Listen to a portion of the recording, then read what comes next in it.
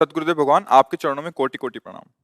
गुरुदेव, क्या पति के द्वारा किए गए जप, ध्यान आदि सत्कर्मों की पत्नी हिस्सेदार होती है, या सभी अपने अपने कर्मों का हिसाब पाते हैं? यदि वो अनुकूल हो तो। जैसे शिष्य गुरु की आज्ञा का पालन करते हुए समर्पित है, तो गुरु का भजन प्रताप शिष्य का कल्याण कर देता है। ऐसे पत्नी को अर्धांगिनी कहा जाता है।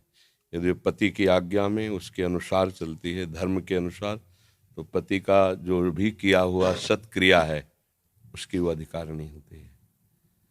बकाया अंतिम फाइनल भगवत प्राप्ति तो स्वयं के चिंतन से होती है। दान पुण्य तीर्थयाटन सत्क्रिया इसमें हिस्सेदार है, लेकिन नाम जप करके भगवत प्राप्ति करना ये तो स्वयं से ही होता है। यदि आप अपने हृदय में भजन न करें तो पुण्य के भागी हो सकते हैं पति के, लेकिन भगवत प्राप्ति नहीं हो सकती। समझ रहे ना?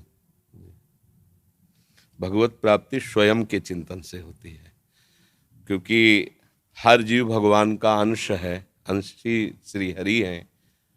पति पत्नी तो शरीर को लेके संबंध है, तो जो तीर्थयाटन है दान पुण्य शरीर से होता है, और जो हमारा भजन होता है वो संबंध का भजन होता है, हमारे प्रभु संबंधी जो उनका चिंतन होता है। फिर मामुनिस्मर, जब भगवान का स्मरण होगा तो भगवान की प्राप्ति होगी, पति का स्मरण होगा तो पति लोक की प्राप्ति होगी, पति जिस लोक में गया उसकी गति होगी। तो भजन ही एक भगवान की प्राप्ति का उपाय है, और कोई उपाय नहीं है। और वो स्वयं को करना होता है, चाहे पुत्र हो, चाहे पत्नी हो, चाहे पति हो। दान पुण्य आदि के, हाँ, जिसे पिता दान कर रहा है, पुण्य कर रहा है और संकल्प करे तो उसके बालक पर भी उसका प्रभाव जाएगा, उसकी उन्नति होगी पुण्य प्रताप से। लेकिन भगवत प्राप्ति, भगवत प्राप्ति चिंतन से होती है, स्वयं के चिंतन से। भगवान कह रहे ना, अनन्य चेता सततम यो माम स्मरति नित्य सा। जो भी पुरुष नपुंसक नारीवा जीव चराचर कोय, सर्वभाव भज कपट तज मोय परम प्रिय सोय। कोई भी हो, बालक हो, बूढ़ा हो, जवान हो, स्त्री हो, पुरुष हो, नपुंसक, कोई भी हो, जो भगवान का भजन करेगा भगवान को प्राप्त होगा। भगवान का भजन नहीं करेगा तो पुण्य के बल से स्वर्गादि लोगों को, पाप के प्रभाव से नरकादि को, पाप पुण्य दोनों के मिश्रित से मृत्यु लोक को ऐसे भटकता रहता है, कोई भी हो जी। प्राचीश कर्पूर जी, प्रणाम महाराज जी। महाराज जी, मैं 12वीं कक्षा में पढ़ती हूँ। मैं 5 साल से ब्रजभूमि में आ रही हूँ। मेरा मन हमेशा संसार की वस्तु में फंसा रहता है, पर भजन में नहीं लगता। मुझे क्रोध भी बहुत आता है। कृपया करके मेरा मार्गदर्शन करें, जिससे मैं इससे ऊपर उठ सकूं। जब तक नाम जब बच्चा नहीं करोगे तब तक हृदय में बल नहीं आएगा। जैसे हम जानते हैं हमें बुरा कार्य है, नहीं करना चाहिए, पर हम ना चाहते हुए भी करते हैं, उसका मतलब आपके अंदर वो बल नहीं है जो आपको रोक सके। वो होता है नाम बल। जैसे हम राधा राधा राधा राधा जपेंगे तो हमें श्री जी का बल मिलेगा, अध्यात्म बल जिसे कहते हैं। फिर हम बुराइयों से लड़ सकते हैं। अब भजन करते नहीं, चाहे जेब में दम नहीं, और खड़े हैं हम हीरो जवाहरात की दुकान में, तो क्या करेगा दुकान वाला? धक्का मार के बाहर करेगा, चल जगह घेरे खड़ा बाहर हो। ऐसे ही चाहते हैं सुख, शांति, आनंद, प्रसन्नता, भजन में करना नहीं, और सब जगह मन आकर्षित होता है, तो धक्के के सिवा कुछ मिलेगा नहीं। कहीं भी देख लो, खुली बात है।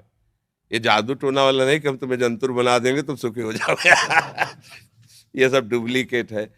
हाँ, अब जैसे लग बोले शनि विपरीत, बोले घोड़े की नाल की अंगूठी पहन लो, तो घोड़ा परम पद में चला जाए और सुखी हो जाए। उसकी नाल से यदि तुम सुखी हो जाओ तो इतने कुंतलों बोझा ढोता है बेचारा, वह काहे को उसे कष्ट पावे। उसकी नाल में जब इतना दम है तो वो घोड़े में कितना दम होगा, वो तो भगवान को प्राप्त कर ले।